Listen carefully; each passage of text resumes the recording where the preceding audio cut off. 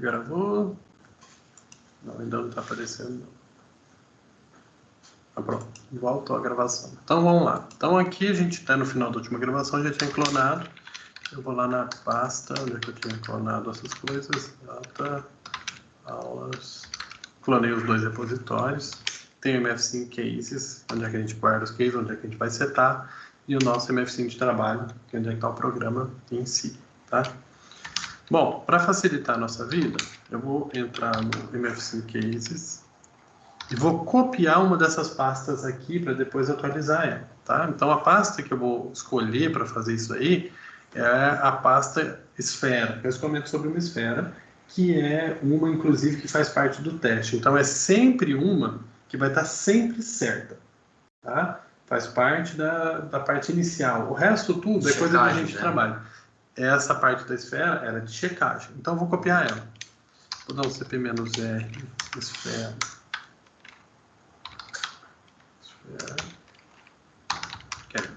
Tá?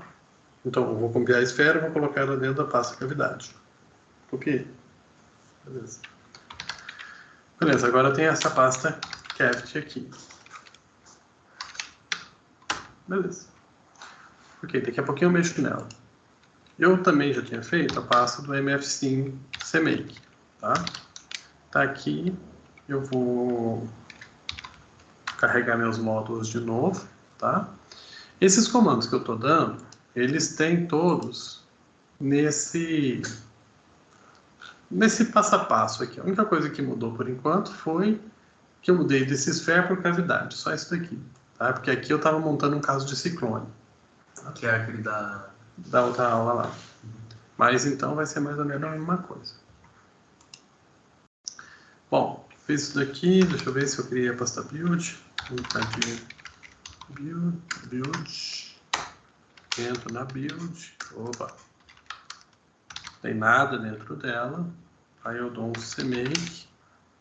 Não vou rodar com otimizado agora, depois a gente roda. WNODev. Tá. Fiz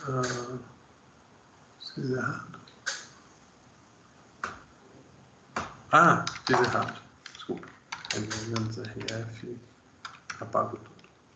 Falta um menozinho aqui só para indicar o que é o comando para ele usar. Agora vai.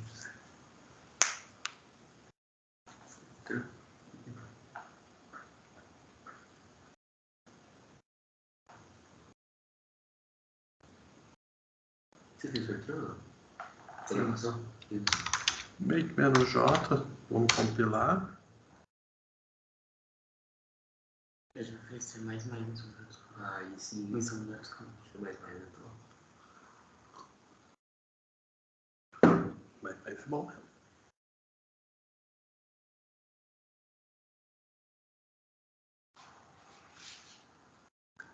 Então, make, eu acho que eu dei make-J também. E assim, professor, por exemplo, eu executar isso no meu computador, eu entro no site do laboratório ou não? Você entra aqui, ó.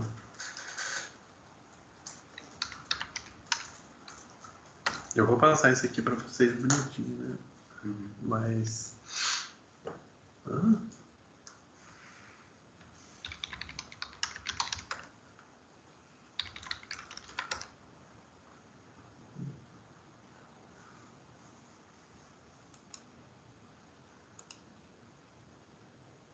Pediu senha para abrir o Chrome. mflab.mecânica.mec.e/mfc. Tem esses aqui, ó. Manual do usuário, manual, tudo aqui. Mostra tudo como é que clona, como é que baixa, como é que faz tudo. Eu já falei nesse trem. Aí vai colocar mais esses dois aqui agora. Tá? Tem o guia de bolso, como é que clona, né? O manual de instalação, o manual do usuário. Isso aqui vai estar onde é que está a parte de Docker para vocês, tá? Mas é porque vocês vão precisar de uma autorização para baixar. Então eu vou mandar o e-mail de vocês para o Jonatas, que é o e-mail que vocês vão usar vai entrar aqui, ó, no repositório. O meu é o...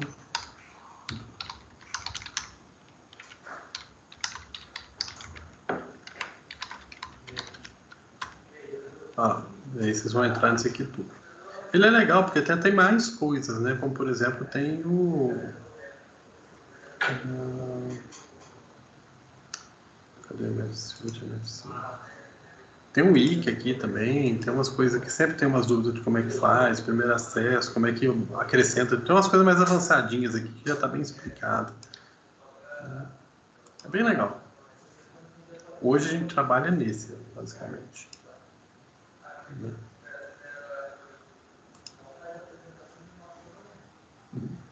Tá, vamos voltar aqui. Fez ali, make, install. Pronto. O F5 está compilado, tudo. Vamos montar nosso caso da cavidade. Eu copiei aquela pasta do Esfera, né? Então, eu vou abrir aquela pasta lá. Não está dentro do Ciclone, está dentro do... Onde que eu planei isso também? Data. Aulas. Está dentro do Cases, é o cavidade. Vou abrir a pasta inteira. Agora vamos setar tudo, né? Basicamente todos esses arquivos aqui, né? Aqui, de novo, a gente tem que voltar e ficar sempre pensando assim, ó, o que tem, no meu caso, que eu quero simular. O MF5 tem coisa pra caramba para fazer. De qualquer forma, pelo menos assim, coisas... tem superfície livre nesse caso? Não, não tem. De água, não está com água ali dentro, tá? Então não precisa de modelagem de superfície livre.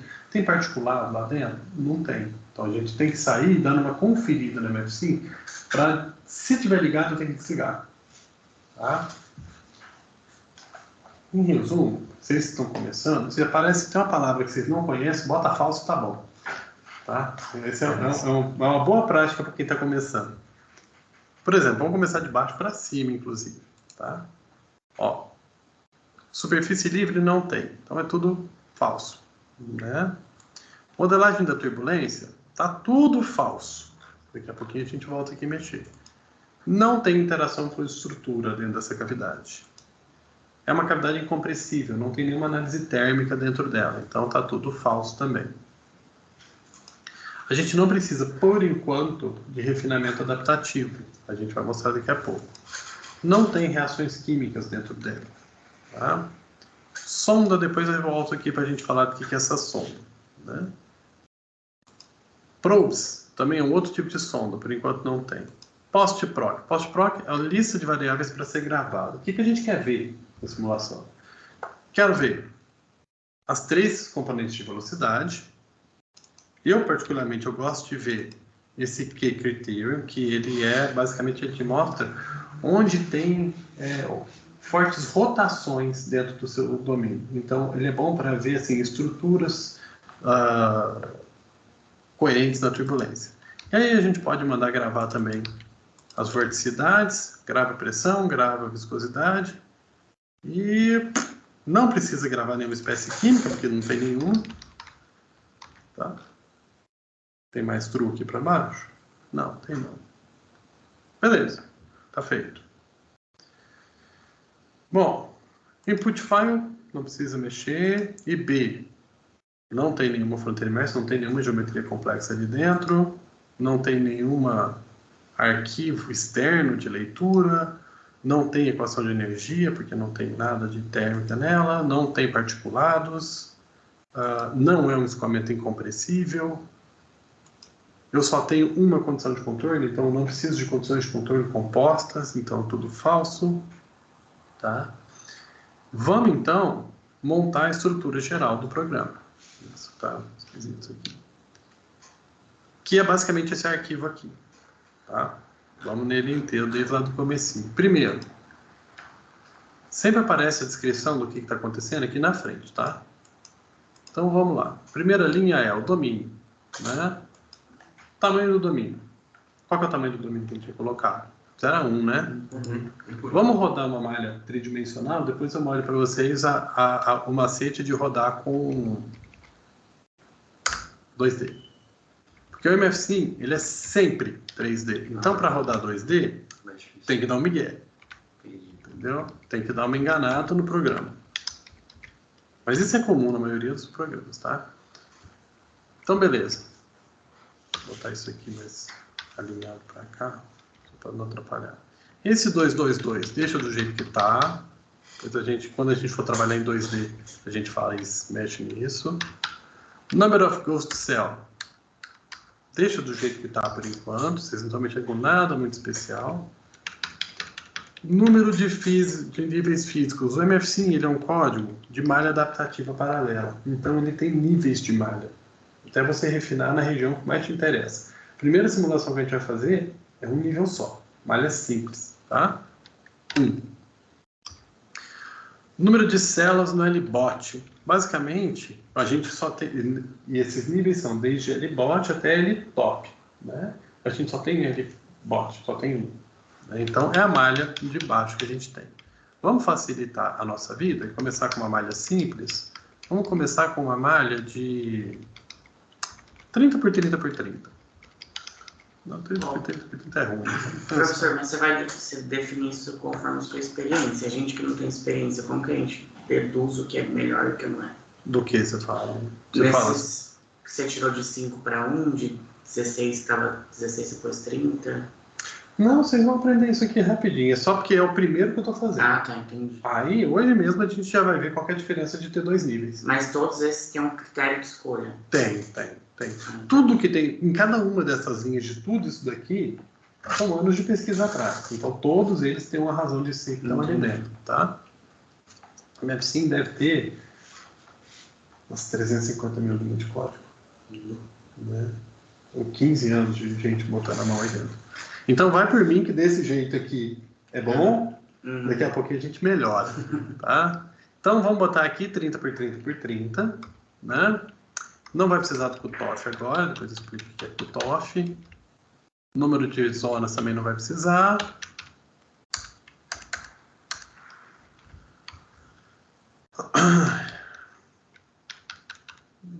PZFP também não vai precisar. Não vamos remalhar a primeira malha, porque não vamos trabalhar com malha adaptativa por enquanto.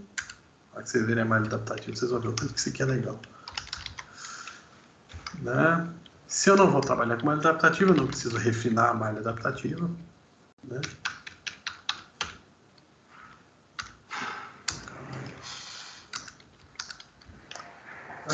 Também, lógico, não faz sentido eu falar de quanto em quanto tempo para remalhar ainda, nem do tipo de remalhagem. Interface não faz diferença, porque eu não tenho interface. Né? Bom, opções de refinamento. Oi? É auto-explicativo. A gente tenta. Tem muita coisa que nem você falou. Assim, vai muito ainda do... Tem muita coisa que eu mesmo... Daqui, eu também ainda não sei. Entendeu? Porque é muita gente trabalhando. Né? Tá, número de patches inicial, número de opção de refinamento, nada disso daqui precisa, porque a gente não está usando nada disso. Tá, pressão e velocidade. Aqui vem um pouquinho de CFD. Vocês vão usar primeiro um método que se chama método passo fracionado, tá? Que é esse FS que está ali. Só isso. Tá? Não precisa mexer com mais nada aqui. Não precisa mexer com o fator de relaxação. Esse aqui quase nunca vocês vão mexer, tá? A não ser quando vocês quiserem trabalhar com equipamentos compressíveis, transônicos, mudar a integração do tempo, esse tipo de coisa. Veja, isso aqui é importante, ó. Essa linha 25. Essa linha 25 está falando para escolher entre a forma conservativa ou não conservativa. Tem um nome mais adequado para isso, que é a forma divergente e não divergente. Bem grosso modo, tá? Qual que é a diferença? É o rho tá dentro do termo temporal, do termo advertivo, ou não. São aquelas duas equações que eu mostrei. Convergente ou divergente, conservativo ou divergente, é d rho u dt. Não divergente, du dt. E aí o rho sai. Qual que é o impacto disso para vocês? Zero, porque o rho é constante. Uma constante dentro da derivada sai. Tá? Para quem trabalha com equipamentos compressíveis ou com variação de densidade forte por efeito de temperatura, não faz diferença. porque daí você coloca a sua fonte de descontinuidade dentro da derivada. Tá? Aí tem que pensar bem o que faz.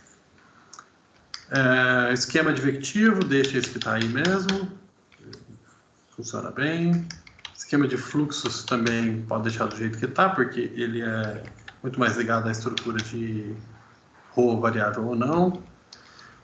Ciclos de multigrid, isso aqui vocês deixam do jeito que está. Essa é uma parte que nem eu sei mexer direito ainda, tá? Mas se está aqui, foi a Milena que fez, então funciona. Tá? Essa é outra boa prática que a gente tem no laboratório, tá? Acredito na Milena, cara, você não erra não. Então, do jeito que ela deixou aqui, deixa que tá certo. Tá? E se ela falou que você fez tá errado, tá errado. Não importa quantos anos você tá mexendo com isso aqui, não. Ela que começou a desenvolver, né? Então ela conhece esse código desde quando ele era 2D serial. Então essa parte aqui de multigrid parâmetros, deixa ele quieto. Eu aconselho dar uma estudada, sabe? Porque multigrid é um software muito poderoso. Então, assim, entender o que é um multigrid é muito bom.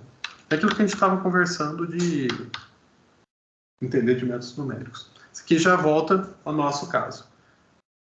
Controle de parâmetros, tá? Primeira coisa. Aqui está escrito, ó, densidade na fase contínua e na fase dispersa. A gente só tem fase contínua, só tem ar ali dentro. Nossa densidade deixa em 1, tá? Embaixo tem a viscosidade. Viscosidade na fase contínua e dispersa. Quanto que é o número que a gente tinha chegado aí para a viscosidade? Para Reynolds 1000? 10 a menos 3, não foi? 10 a menos 3. Isso. Né? Então botei 10 a menos 3 ali. Hã? Não, é isso mesmo. Tá. Gravidade. A gente pode deixar a gravidade de fora por enquanto aqui. Tá? Bom, beleza. Setamos ali a primeira parte. Agora, a gente vai colocar os controles de parâmetros, os controles da simulação. De quanto em quanto tempo eu quero ver resultado, esse tipo de coisa, tá? Primeiro parâmetro está saindo de um restart ou não? Não, vai sair do zero. De quanto em quanto tempo você quer que grava um restart? Isso vai de caso a caso, tá? O que é importante lembrar é que é o seguinte, o MFSIM sempre vai guardar 2 casos de restart. Então, por exemplo, se você está na iteração 1500, você vai poder reiniciar da 1500 e da 1000. Tipo um ponto de salvamento. É o ponto de salvamento de restart. Mas ele não é acumulativo. Então, aquilo que aconteceu na iteração 500, se você quiser voltar para lá, você perdeu. Tá? E aí vai uma boa prática de uso. Ah, tá tudo bem, tá gostando da simulação do jeito que tá? Pega essa pasta do restart na iteração que você quer e grava em outro lugar. Porque senão o MFC vai apagar ele. Por que ele faz isso? Porque senão não tem disco no mundo que aguente rodar isso tudo. Tá? Bom, isso daqui para quando você for iniciar, para falar da onde que você vai reiniciar. Tá? Aí aqui você tem o número de passos de tempo para gravar o resultado. Aqui é quanto em quanto tempo você quer ver. Depende também do que você está trabalhando. Vamos deixar de 100 em 100, né? Se ficar apertado, a gente diminui. Tempo final de simulação. Tá? Tempo final de simulação também é outra coisa que vai muito de experiência, tá? Por exemplo, a gente está rodando um negócio de 1 metro, uma partícula com 1 metro por segundo, né? Que ela está entrando lá na quina da nossa parede. No mínimo, a gente quer que ela dê uma volta total, né? Se a gente estivesse falando assim, que ela vai desacelerar, vai acontecer isso tudo, né? Vai mudar de direção. Então, se a gente deixar essa simulação só com 1 segundo, a gente vai ver nada. Né? Então, quanto que a gente vê? Então, vamos dar o tempo para ela dar umas 5 giradas ali dentro, pelo menos. Né? Umas 5 giradas vão ser pelo menos aqui, uns 5, 10, 15 segundos. Tá? Também é outra coisa. Se for pouco, ou a gente dá um restart, né? Ou a gente mata e começa de novo e estica esse negócio. Tá? Ok, agora vem condições de contorno, tá? Condições de contorno a gente ainda vai dar uma melhoradinha nessa forma de explicar isso daqui, tá? Mas é porque o MFSIM, ele trabalha da seguinte maneira. Deixa eu compartilhar aqui a tela de novo.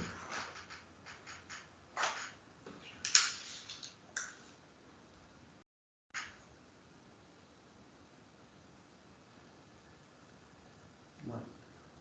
Por que não está aparecendo? Não.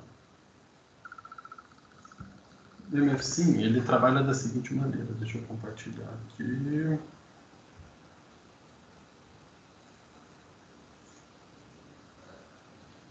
Não consigo compartilhar agora.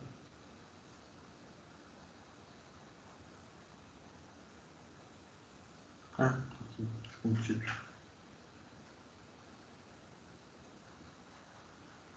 Oh, filho.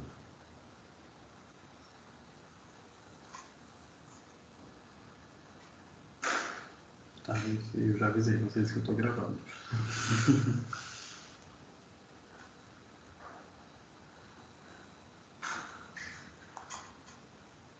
Eu preciso voltar pra cá, né?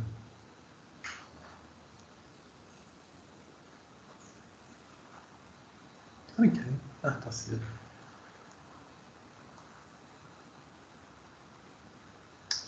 Não sei por onde, meu Deus.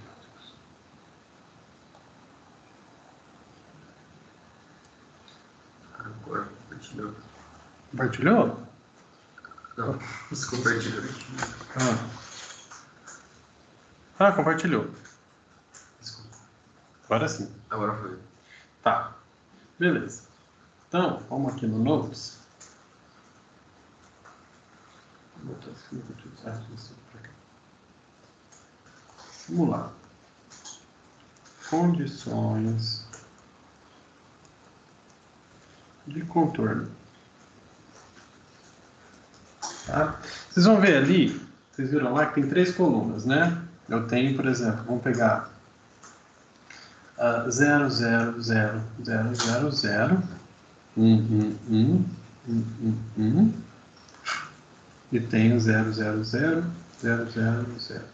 E eu tenho esse padrão de repetição. Eu tenho isso daqui para U, tenho para V, tenho para W, tenho para P e tenho para Rho. Tá? E aí eu tenho também uma estrutura que fala lá o seguinte, ó, é U, E, U, W, V, S, V, T, VN, e tenho o W, oh, desculpa, isso aqui não é U não, isso aqui é tudo U. Eu tenho o S, o N e tenho o B e o T. O que é isso? Essa é a nossa condição, tipo de condição de contorno para a velocidade U na face leste, na face oeste, na face sul, na face norte, na parte de baixo e na parte de cima, tá? Que é top. Cada uma das faces do mundo. Isso. Então, esse aqui é x0, x max, y0, y max, z0, z max. Tá? Tá, beleza. Então, aqui a gente vai poder até lembrar já da definição de eixo que a gente tinha colocado. Então, veja, a gente está falando que o nosso y está na altura, tá? E isso também vai do gosto. Você pode colocar z na altura. Normalmente eu coloco z na altura também. Tá? Mas vamos colocar no y aqui, depois a gente vai usar isso daqui para 2D. Só para a gente entender. Bom, e o que são essas 3 colunas? Essas 3 colunas são o seguinte, a gente tem uma maneira de colocar a condição de contorno. O que é isso? A gente tem um alfa U, eu vou até melhorar isso aqui, vou deixar genérico. Eu tenho um alfa φ mais um beta dφ dn mais um gama dφ dt mais uma constante c dφ dn. igual ao G. Essa é uma forma super genérica de determinar uma condição de contorno. Tá? Vamos trabalhar em cima, de novo, daqueles 001 ali.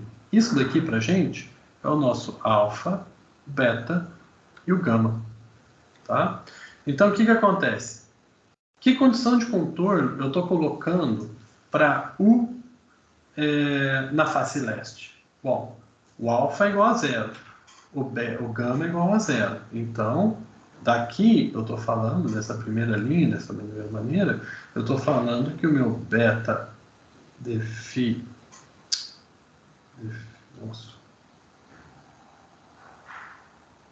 beta de phi de n é igual a uma função g.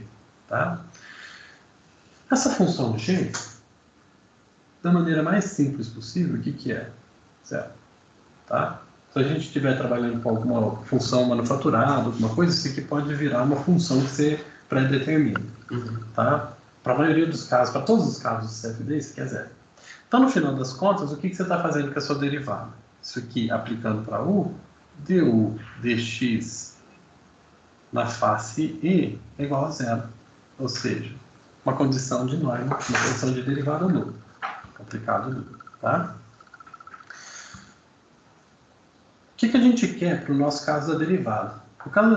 Por caso das condições, né? Não são nossas derivadas que são novas, a gente conhece o valor da velocidade em todas as paredes. Então, o que eu vou fazer?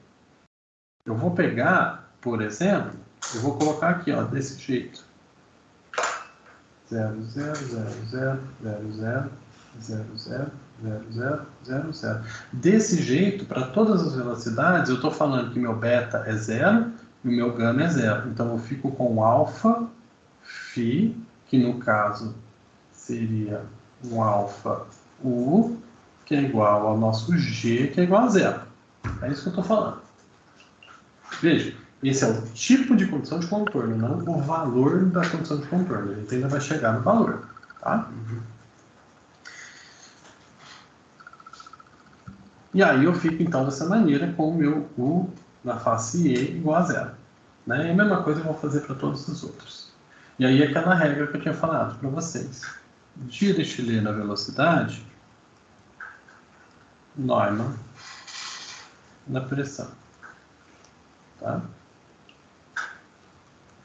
Então vamos alterar lá.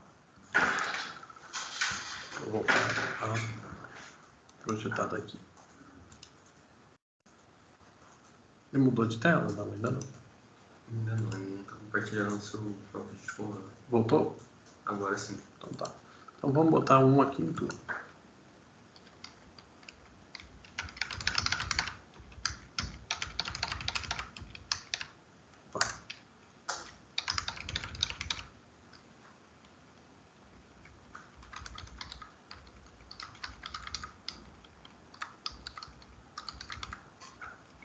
Então, isso aqui vai ser tudo 0.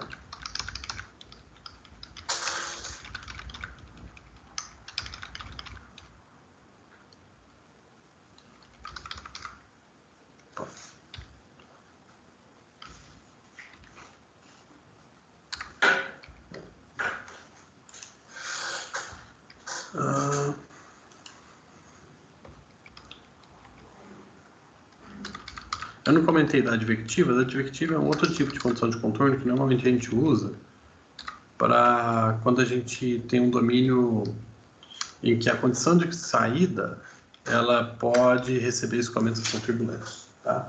Porque o que acontece? Pensa o seguinte, qual que é a necessidade para você, a necessidade teórica para você usar uma condição de derivada nula para a velocidade? Quer dizer que você não tem diferença, né, de velocidade, o seu fluxo é nulo na velocidade. Então, quer dizer que todas as linhas de corrente ali, elas são paralelas umas às outras. Tá? Aí, quando não for, a condição está errada, ela não está adequada a isso. Tá? Aceita alguma leve distúrbio? Aceita. Mas aí, para quando a gente tem um distúrbio muito forte, quando a gente tem uma condição de contorno muito turbulenta, ou um domínio obrigatoriamente muito curto, às vezes o caso que você quer simular é curto, né? Aí você usa advertido. Tá? Bom, aqui botei tudo aqui e agora eu vou colocar um Neumann na pressão toda.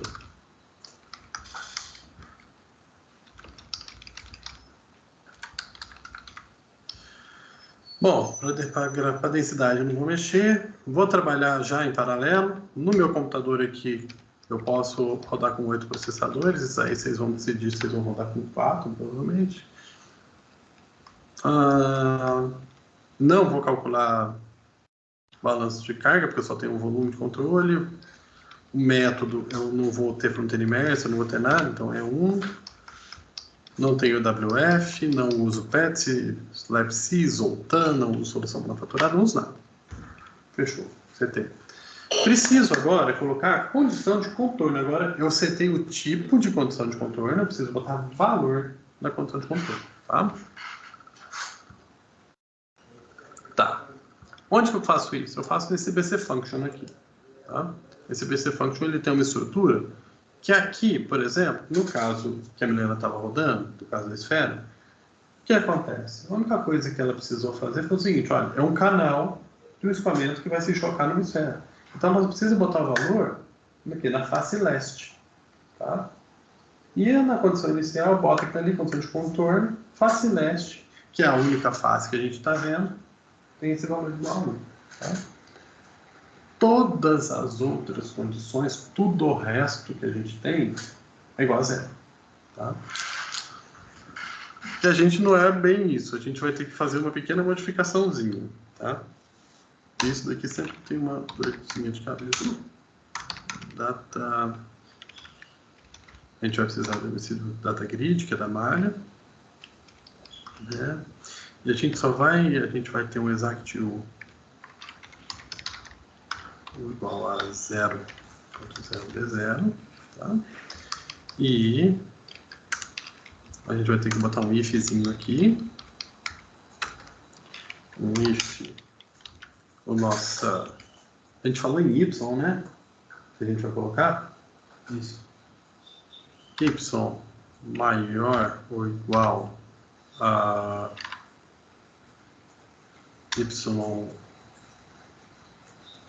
B1, é isso, YB1, deixa eu só conferir se é isso mesmo. É 2, YB2. Então, exact igual a 1, tá? Bom, teoricamente está pronto. Né? Pode faltar alguma coisa ainda, a gente ainda vai descobrir, né? Pode dar algum bug, algum pau, vamos ver. Mas, teoricamente, o que eu fiz aqui? Eu coloquei que toda velocidade dentro da cavidade é 0, né? Se meu y for maior ou igual a YB2, né? Quer dizer, ele está lá em cima do y, aí eu tenho uma velocidade que é 1. Tá? Vamos ver se vai funcionar. Primeira vez que eu seto um caso de cavidade nesse código. É bom, a gente vai aprendendo. Eu acho que é YB2 mesmo. Deixa eu dar uma conferida antes de rodar, né? Porque daí a gente economiza tempo.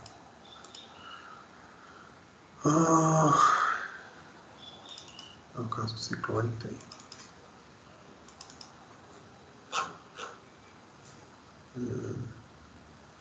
O ciclone está no tal. Gente, o que você tá digita aí? É da aula, cara. Não. Então fecha, né? É horrível ficar ouvindo isso. Deixa eu ver um caso legal aqui. RTS não, da esfera. Square section. Sei lá que é square section. Canal do Mansur, não.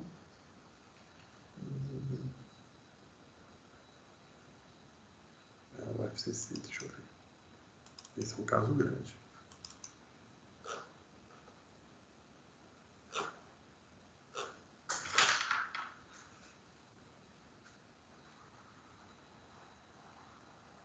Vamos tentar. Se der pau, já vai falar pra gente o que está acontecendo de errado.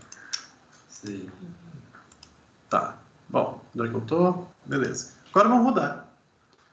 Né? Já setei o caso, ele está aqui dentro dessa pasta. Quando eu compilei, ele jogou meu executável para dentro da pasta install bin. Tá? Ele fala para a gente onde é que está. Vou criar uma outra janela aqui. Não precisa criar outra janela, porque isso é mais porque eu gosto de rodar assim.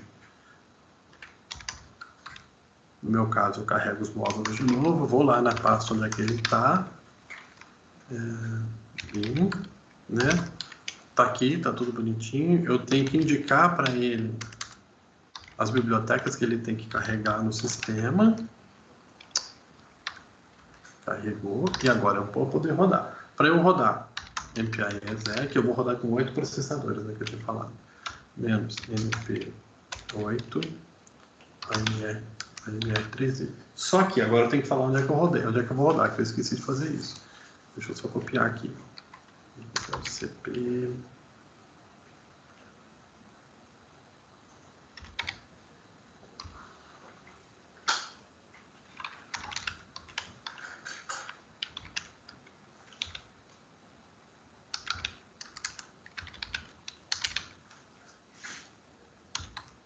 Tá. Deixa eu editar esse arquivo. Esse arquivo config aqui, que eu joguei ele dentro da nossa pasta input, ele fala pra gente onde é que as coisas vão estar rodando. Aqui tá no caso do Jonatas lá, né? Só copio isso aqui para baixo e vou colocar o endereço das nossas coisas. Tá, onde que está o nosso executável? Vai estar aqui, a gente já sabe que está dentro da pasta bin. Onde que está essa pasta? Ela pode estar em qualquer lugar do computador de vocês. Você só tem que falar onde é que ela está, tá? Onde que ela está? Ela está nesse endereço aqui. Aí vamos ajustar aqui.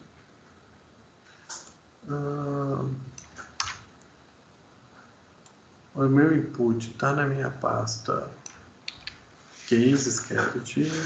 A pasta Gel, vocês não vão usar isso por enquanto, mas também está lá.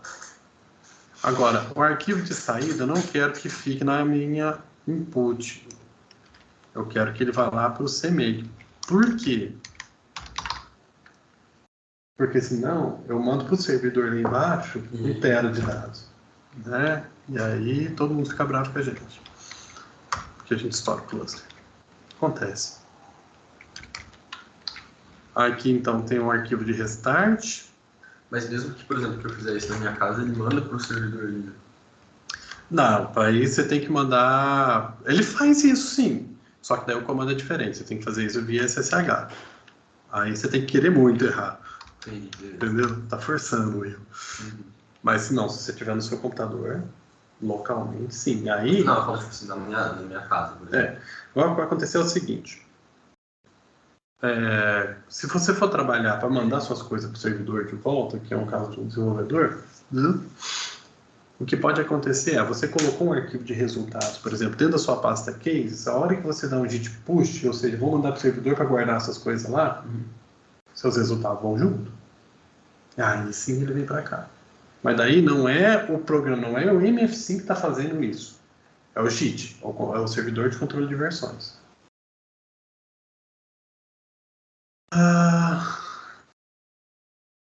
Quero de output. Será que essa pasta está certa?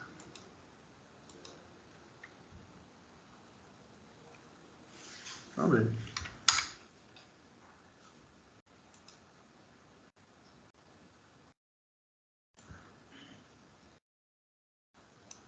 Mas o bom desse do MFC nesse sentido é que, tipo assim, qualquer coisa que você setou errado, ele vai te falar.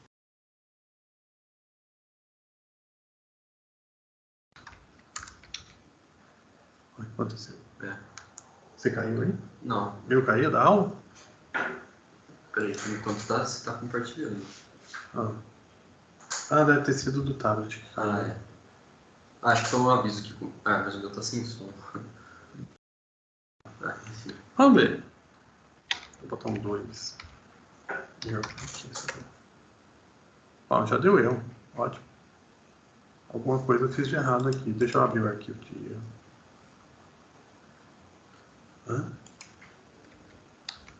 Copy vários. O que eu fiz? É porque eu... Nossa, gente, que vacilo. Não pode ter sinal aqui, não. Quase que eu estrago tudo. Tá. Não conseguiu carregar as condições de contorno. Vamos ver por quê. Porque, na verdade, teve algum erro na condição de contorno. A gente abre o arquivo de erro, que vai estar dentro do BIM mesmo.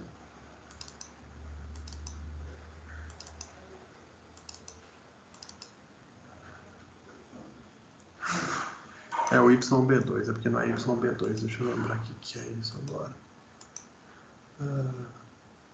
Acho que é GB2?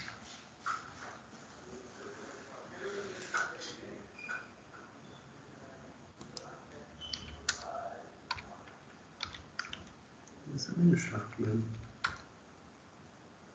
Ah, tá rodando. Era um G em vez de Y. Ó, tá rodando. Tá mostrando. Mexer? Tá rodando bem. Vamos ver o que tá acontecendo, né? A gente mandou gravar de 100 em 100, mas ele vai aparecendo algumas coisas pra gente, né? Primeiro que o tamanho do passo de tempo que a gente está rodando, as velocidades. Esse DT1, DT2... Isso aqui é o seguinte... Você é na direção? Norte, sul, leste, oeste? Não. DT é o tamanho do passo de tempo. Por que ele está mudando para 6 passos de tempo? Por causa do seguinte... Não é para 6 passos de tempo. São tipos de restrições. Entendi. Tá? Então a gente tem restrição pela movimentação de uma partícula por difusão. Tem a restrição pela movimentação da partícula por advecção. Tem por hélice térmica. Tem por ser, por exemplo, interação fluido-estrutura numa hélice. Qual que é o máximo da hélice pode andar no volume de controle. Cada um desses aí é um tipo de restrição. Deixa eu ver aqui. Ó, 250... Nem todos os DT têm variação. Não, nem todos. O que mais importante é o DT1 e o DT2. Eles que mandam no tamanho do nosso passo de tempo. Acho que o que está variando é o DT2. É, e o nosso passo de tempo está aqui, ó, 8 vezes 10 a menos 3. Tá?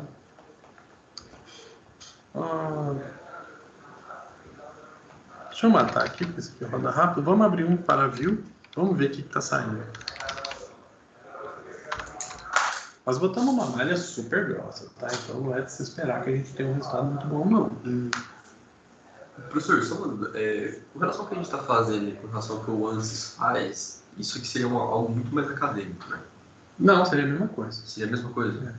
É porque eu sinto que o ANSYS seria mais... Como posso te dizer? A diferença, ao invés da gente botar um true ou false, você vai lá e clica num check. Mas se você for pensar bem, aqui, ó, a gente passou... Olha só. Agora são 10 horas, a gente começou 8h10, 8h15, né? Nessas 2 horas, o que a gente fez? A gente modelou fisicamente, modelou matematicamente, modelou computacionalmente, criou a malha, setou o caso inteiro, compilou o programa, que é a única coisa que vocês não fazem no Fluent, né? Clonou, que é outra coisa que, por exemplo, você vai instalar o Fluent, garanto que vai demorar mais que se gastou aqui, né? E agora a gente já vai fazer o pós-processamento. A gente fez o ciclo completo nessas 2 horas. Então, se a gente para pensar assim, nossa, rodar no ANSYS é mais fácil. Cara, eu não diria isso. Porque a diferença é que aqui a gente tem o MFGui também, que é a interface gráfica. Então, todas essas opções que vocês viram, está tudo escondido. A diferença é que aqui está tudo na sua cara. No fundo, o que a gente fez? A gente montou o domínio de 0 a 1, 0 a 1, 0 a 1 e colocou a velocidade. Que lá no Fluent, como é que seria? Você clica na malha, naquela superfície que você quer, ó, e aqui tem a velocidade tal. Lá no MFGui a gente tem isso também. Ó. Aqui não. Aqui é mais hard-coded mesmo. É mais leve que o ANSYS esse programa? É o quê? Mais leve? Mais leve? Pra máquina. O ANSYS tem mais coisa. É que você tem um monte de coisa, um monte de simulação para eletromagnética. O ANSYS é maior.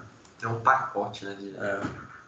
Aqui o MFSIM faz muita coisa, cara. Faz muito gás sólido, faz multifásico, multicomponente, combustão, interação fluido-estrutura, né?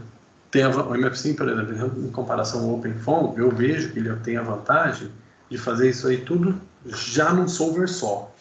Porque o OpenFOAM você tem que ficar trabalhando com solvers, né? Então, se a gente for comparar assim, open source com open source, Eu vejo essa vantagem. E alguns dos alunos já fizeram umas comparações de velocidade mesmo, caso a caso, com o fome, número de malha a número de malha, eu já sei como é rápido. Entendi. Então, nesse sentido, eu acho que é mais prático. Agora, a comparação com o ANSYS, não. Também o ANSYS é outra estrutura, né? O ANSYS ele tem uma acessibilidade acho, maior, assim. Não sei, eu acho ele é muito mastigadinho, né? Não é muito não, viu? Até porque, até mesmo em termos de material... Olha, ali dentro da pasta CAFT aqui estão os resultados. Os resultados estão aqui. Deixa eu abrir um parágrafo aqui de tudo.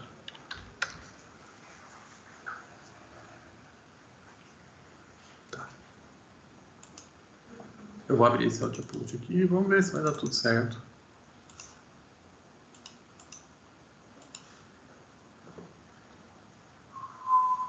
Tá, vamos colocar alguns planos aqui agora para ver se a gente... Onde é que a gente fez a simulação? Ele está em Y máximo U, né?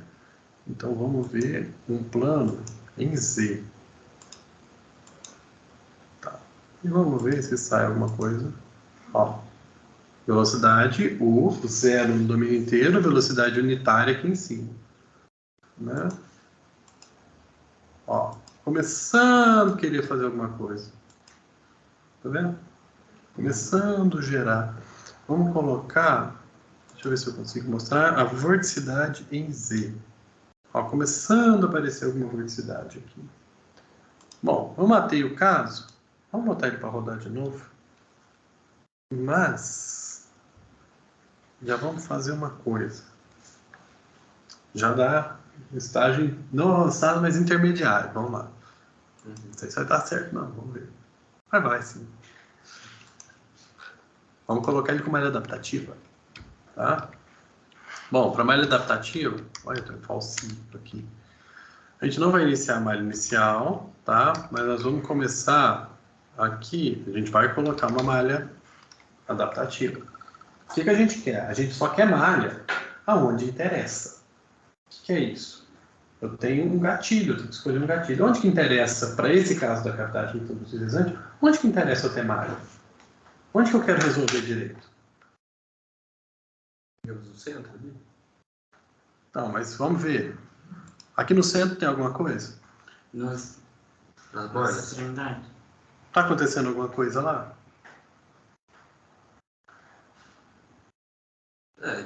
Onde inicia ali? Exatamente. Onde é que a coisa está acontecendo? Onde que o fluido está se movendo? Então eu quero que a malha pegue essa recirculação aqui e vá acompanhando ela. Então é isso que eu quero. Aí vai lá mandar vocês fazer isso para ver. Faz não. Não faz. Aí é como se desse um zoom ali naquela parte. Exatamente. É assim, é a ideia de um zoom, só que é a ideia, na verdade, da gente resolver melhor onde a gente interessa. Entendeu? Esse é o negócio. Então, eu vou colocar aqui para remalhar a cada 50 iterações, aí muda um pouquinho a forma de setar, tá? Eu vou mudar a minha malha para... Vou mudar a minha malha para facilitar uma coisa aqui. Eu vou colocar ela 16, 16, 16. Por que eu estou colocando ela 16, 16, 16? Por causa do multigrid. O multigrid funciona o seguinte. Ele funciona engrossando malha. Você está num nível aqui. Ele funciona engrossando malha e subindo. É onde é que ele trabalha variando ou avaliando resíduos. O ideal é que ele engrosse tanto a malha até chegar numa malha de 2 por 2 por 2, que é o mínimo que ele vai chegar. Então, se eu fizer, por exemplo, uma malha de 15, eu já estou no meu nível base, que é o quê? 7,5? Nem existe, então só tem 1.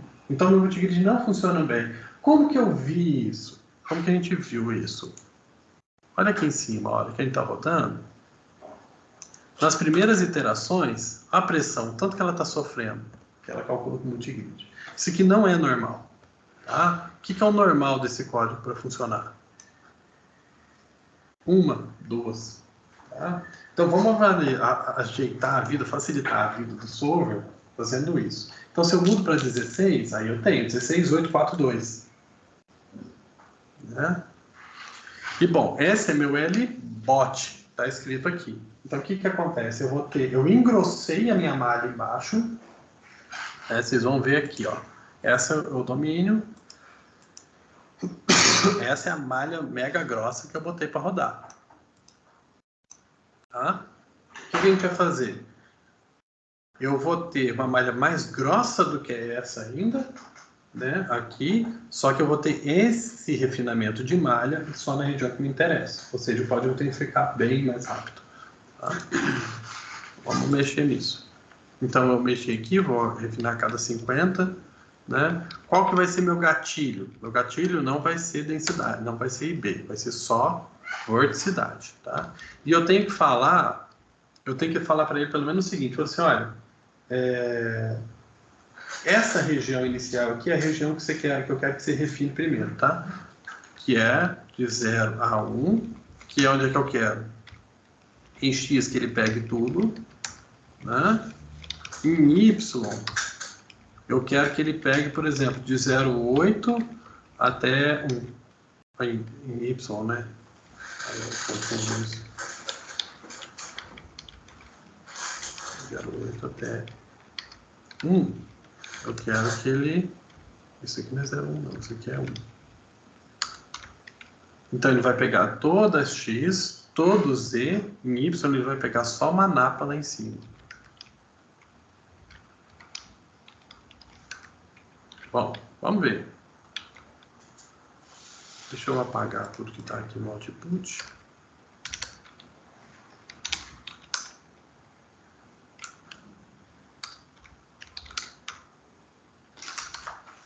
Vamos botar para rodar de novo. Tá? Salvei. Vamos lá, vamos ver. Ficou bem mais rápido. E olha como é que a pressão agora está funcionando bem. Tipo assim, você gasta uma iteração. Né? Lembra do tempo que gastou para chegar em 300 iterações? Já passou. Entendeu? Esse aqui dá até para deixar rodar mais tempo. Como é que eu sei que o código está funcionando bem? Que tem a ver com aquela questão também de escoamento incompressível. Muito é isso daqui, ó. São esses dois números aqui. Se isso aqui estiver baixo, tá bom. O que é baixo? 10 a menos 9 é baixo. Né? Esse é o divergente de massa. É quando você pegar um du dx, fazer o gradiente divergente disso daí, né? Então, du dx mais dv dy mais dw dz, isso aí é igual a 0. Tá? Então é que tem que estar na casa dos 10 a... Menos 9, o de cima e o de baixo sempre mais baixo. Tá? Olha lá, rodou 5 segundos. Gastou 30 segundos para rodar a simulação inteira. Vamos ver o que saiu.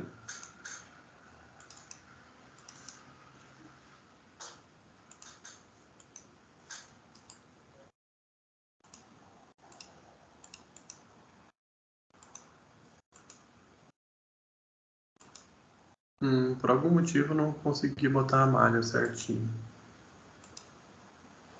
Algum motivo ele não pegou e não refinou a malha. Vamos ver se tem alguma coisa aqui que eu não setei certo. 0 a 1. Talvez isso aqui esteja grande. 6. Ah, claro. Tá vendo? As coisas acontecem. Como é que eu quero rodar com múltiplos níveis? Sem botar múltiplos níveis, né?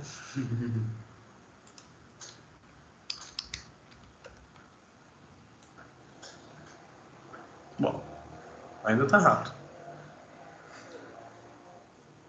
Tá mais rápido, né? Tá mais rápido. Não, deve estar menos rápido. Porque você tá com mais malha agora. E, ó, tá rápido ainda. Ó, o divergente até subiu um pouquinho, normal. Solver de pressão funcionando redondo, tá? Com uma iteração ele já resolve o sistema linear inteiro.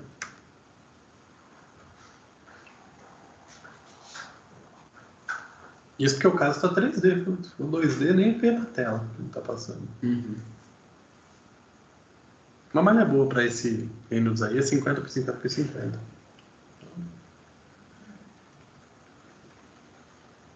Vou deixar ele rodar um pouquinho. Ó, de vez em quando ele passa por uma remalhagem, quer ver?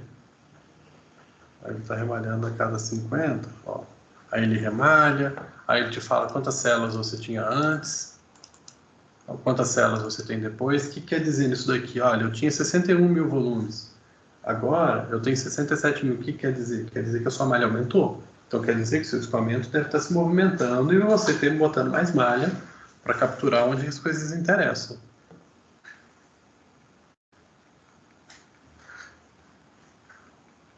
Já está com 900 já, quase 900. Ele te fala quanto de memória você gasta também. Isso é um problema muito levezinho, bem tranquilo. Muito interessante também, porque você pode chegar, tem a velocidade aqui, eu posso botar ela inclinada, eu posso mexer nas razões de aspecto da cavidade. Né? É um programa bem rico.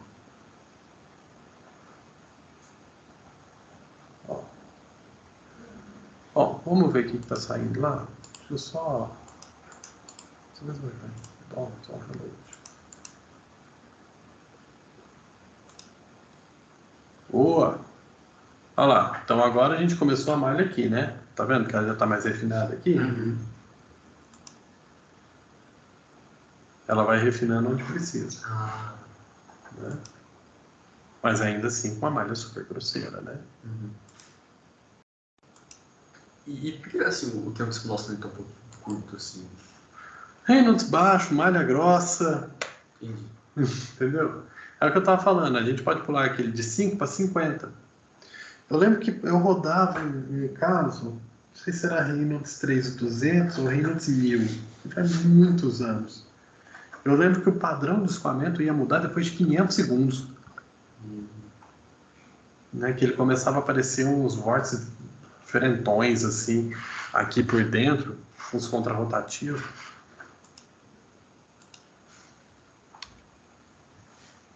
Deixa eu ver quantos segundos que ele já está. Quantos segundos que a gente botou para rodar? 15, né? Ó, já está com 11, está acabando já.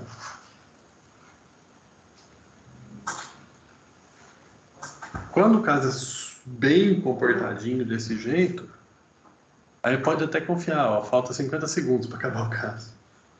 Mas de vez em quando aparece uns 8 mil, 9 mil dias aí, mas não precisa confiar nisso não. É que daí quando tem muita física envolvida, a coisa é diferente.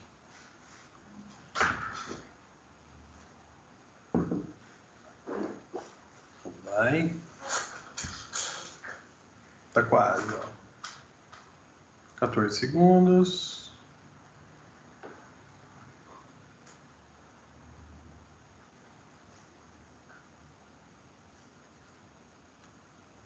E 14,7. Beleza. Vamos ver aqui. O que saiu a mais?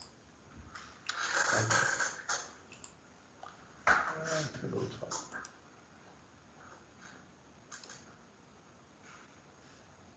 Bom, foi. O que aconteceu aqui? O que é interessante nesse caso? Eu mandei remalhar onde tem vorticidade. Né? Chega no momento que o domínio já encheu, eu tenho vorticidade no campo inteiro. Tá, ele vai remalhar tudo. Uhum. Tá? E ele acabou reengrossando uma parte ali, né? Reengrossando uma parte, que é onde é que você tem menos gradiente. Entendi. Entendeu? Deixa eu ver se eu consigo. A malha tá grossa, mas deixa eu ver se eu consigo mostrar uma coisa para vocês com isso aqui.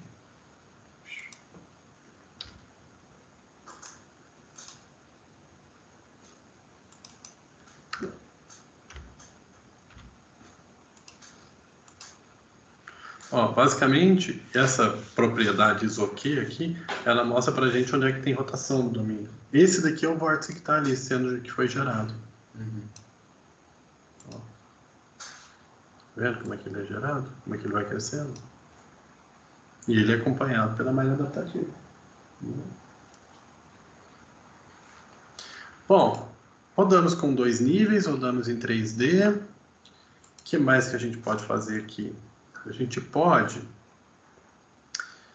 pode diminuir a razão de aspecto e subir o nível, tá? Vamos fazer isso. Onde que eu vou diminuir isso? Melhor, vamos fazer uma cavidade infinita. Vamos tentar, né? Então eu vou diminuir na direção Z Eu vou botar uma condição de periodicidade e aumentar um nível. Tá? Então vamos lá. Eu vou diminuir em Z, então, vou diminuir 4 vezes. Vou botar 0,25. Se eu diminuir 4 vezes, isso aqui vem para 4. Vou aumentar o nível de refinamento, para ficar a malha mais bem feita ainda. E deixo o resto dos parâmetros todos iguais. E a diferença é que eu vou colocar periodicidade na direção Z. Que então, a partícula de fluido que sai daqui, entra aqui. Tá? Deixa eu apagar tudo que está aqui. Vamos ver se presta. Vai prestar.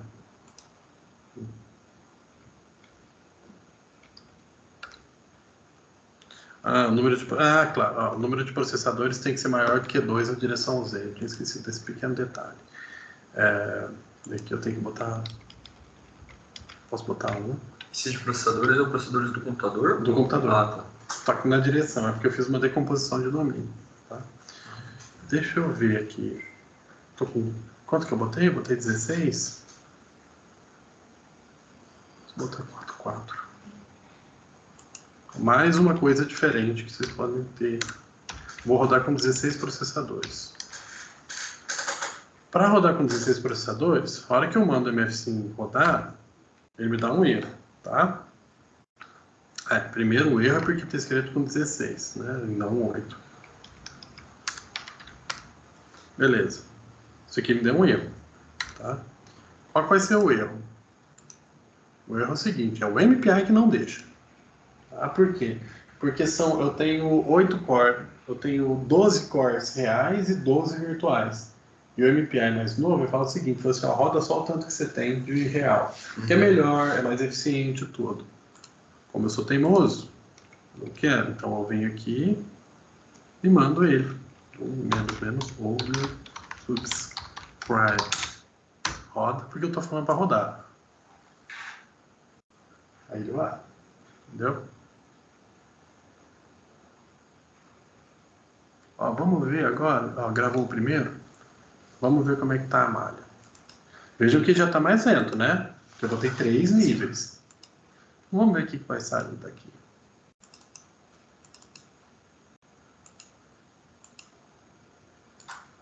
Vou mudar para cá.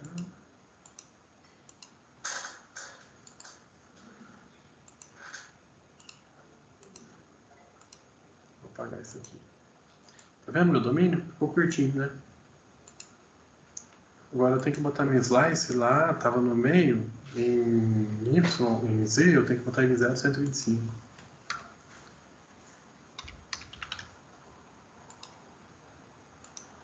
Olha lá. Ó, interessante. 3 níveis. L-bot, malha grossona, L-top menos 1 ou L-bot mais 1, e a minha malha é realmente mais fina aqui. Tá? Compensa usar mais do que 3 níveis? Compensa? Compensa depende do que você quer resolver. Por exemplo, aplicação, né? Por exemplo, tem um colega nosso que trabalha com simulação de turbina eólica. O domínio computacional dele tipicamente tem 1,5 km. E a borda e a ponta da pá eólica dele é isso aqui. Ele usa 9 níveis. Entendi. Entendeu?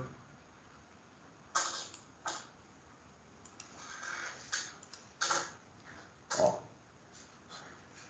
Quanto mais você vai refinando, mais você vai recapturando. E rodei como periódico, lembra que aquele bolsão que a gente tinha antes, né? Aquele bolsão já não faz mais sentido. Então, tudo acontece, é um pseudo 2D. Tá? Eu posso chegar até um limite de colocar um único volume aqui dentro, e aí eu posso até desligar a vorticidade, a periodicidade. Só que eu tenho que mudar a condição de controle da velocidade também. Porque imagina o seguinte, você põe 2 paredinhas e um volume de controle. Algum fluido vai se mover? Então, aí eu tenho que colocar norma nas paredes. Tá?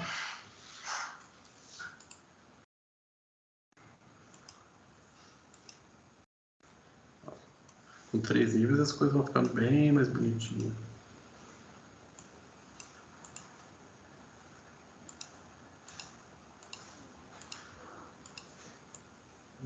Vai mostrando ali a vorticidade pra gente.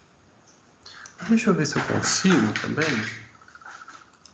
Vou mostrar para vocês as linhas de corrente.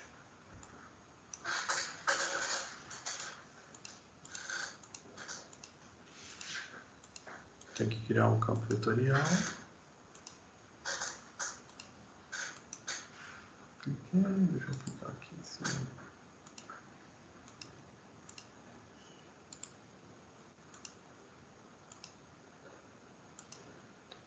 Tá, e aqui no slice eu vou colocar uma linha de corrente. Aí.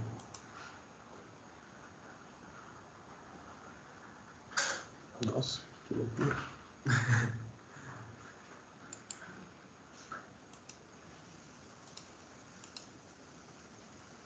Ah, tá melhor. Só que eu quero menos, né? Deixa eu ver quantas que ele colocou aqui. Nossa, ele botou... Quantas linhas de corrente aqui, meu Deus? Botou 1000, né? 50 tá bom. Olha lá. Ah, Tá melhor de ver, né?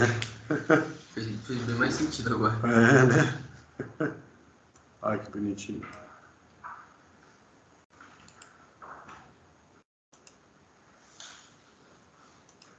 Ó, agora a gente começa a ver tudo mais bonitinho. Ó.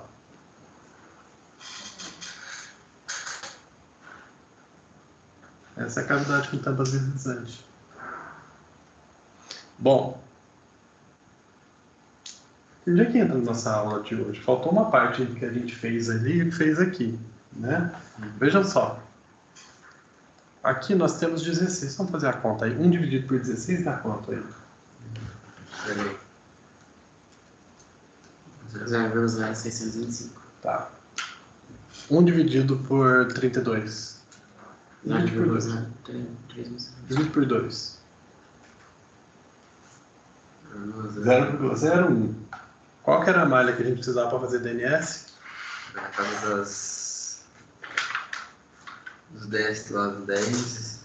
É, mas a gente chegou num número, né? 10 elevado a décima. Não, aquilo lá é o número total de número de controle. Ah, tá. Qual que era o tamanho do Δx que a gente precisava para fazer DNS? 4,5. Não, o Não, tamanho do Ah, Δx. esse daqui. 0,0021. E quanto que a gente tá? 0,0. Tá maior ainda. Tá um pouquinho maior, né? Tá bastante, né? Então, É. divide um pelo outro aí, só pra gente saber quanto maior Ah, tá. Que é o 001 dividido por isso aí. 55. Pois é, imagina só a gente ter que botar mais 50 níveis aí. Ia dar pra rodar nesse computador? Cluster. Ia dar pra rodar no cluster? Também não? Não. 10 a décima, cara, sei lá. Trilhão é 10 a nona. Uhum. Trilhão é 10 a nona. Sei lá, não dá. Por isso que a gente entra a gente vai entrar no problema de fechamento da turbulência e depois no modelagem do fechamento da turbulência. Uhum. Por quê? Tem turbulência aqui, não tem? Né? Estamos fazendo uma DNS? Não. Estamos? Com essa malha? Não. Errado, né? Então não está. Uhum. Então veja o que é o importante disso aí, esse resumo, né? Não ligamos o modelo de turbulência aqui. Quer dizer que eu estou fazendo DNS? De maneira nenhuma. Nenhuma. E isso é uma confusão comum na literatura e na indústria. Tá? Tem gente que chega a dar um migué de falar que isso aqui é um DES implícito, que também está errado. Tá? Não pode falar, isso está errado. Tá? Por quê? Está rodando, não está? Teoricamente, o que aconteceria? Se eu tivesse um código que não tivesse nenhuma dissipação numérica, nenhuma difusão numérica, o programa não ia funcionar. Por quê? Ele ia divergir. Né? Porque pensa só, a gente está naquele espectro daquele tamanho. A gente resolve só até o comecinho dela. Né? Toda aquela energia não calculada, ela ainda existe. Então aquilo ali ia estourar.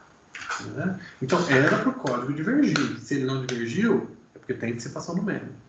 E aí o pessoal que fala desse LES implícito, a gente vai voltar nisso depois, eles falam, não, a dissipação numérica faz as vezes do modelo de turbulência, o que é uma atrocidade. Tá? Mas está rodando. Esse eu faço, entendeu? Agora, tá rodando, tá certo. São as equações de Navier-Stokes, estão bonitinhas, né? Tá tudo funcionando bem. Vai bater com o experimento? Alguém foi lá e fez a experimentação material desse cara. Vai bater? Difícil. Entendeu? Não é porque a sua formulação rodou que ela tá certa. Essa é uma grande verdade. É triste, mas é verdade. Não é porque ela tá bonita que ela tá certa. Entendeu? Se a gente aumentar mais ainda o Reynolds, provavelmente ele vai divergir. Entendeu? Não vai aguentar. Uhum. Aí a gente liga o modelo de turbulência, né? Depois a gente vai ver lá. Por enquanto eu não liguei nenhum. Tá bom. O que eu quero que vocês façam agora? Eu quero que vocês tentem, pelo manual, eu vou mandar o e-mail de vocês para o Jonas, mas eu quero que pelo manual vocês tentem rodar isso aqui. Tá. No computador de vocês. Semana que vem tá lá na banca, então na outra semana vocês já me mandam essa simulação. Tipo, mandando um vídeo dela para mim já tá bom. Tá? Mexam no É Reynolds. igualzinho, né? Isso aqui. Mexam no Reynolds. Esse aqui a gente rodou no Reynolds 1000. Roda no Reynolds 100, 500, 5000. Brinca. Exatamente. Vem aqui, ó. A gente não ligou o modelo de turbulência.